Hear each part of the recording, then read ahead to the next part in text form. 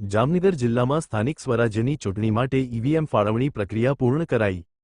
જિલ્લા ચૂંટણી અધિકારી પી.બી. પંડ્યાના માર્ગદર્શન હેઠળ પારદર્શક પદ્ધતિથી કોર્પોરેશન, જિલ્લા પંચાયત, તાલુકા પંચાયત અને સિક્કા નગરપાલિકામાં મતદાન માટે 2137 ઈવીએમની ફાળવણી કરાઈ।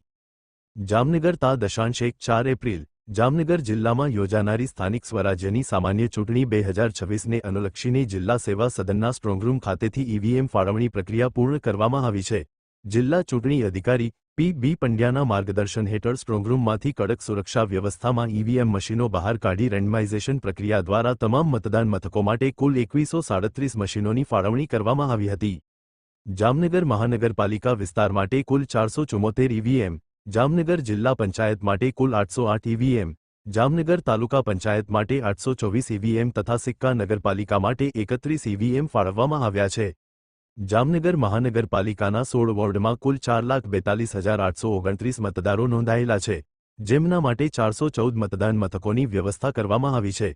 જામનગર જિલ્લા પંચાયતની 24 બેઠકો અને 6 તાલુકા પંચાયતની કુલ 112 બેઠકો માટે 712 મતદાન મથકો પર 5,26,569 મતદારો મતાધિકારનો ઉપયોગ કરશે તથા સિક્કા નગરપાલિકાના 7 વોર્ડમાં 22 મતદાન મથકો પર 19,409 મતદારો નોંધાયા છે।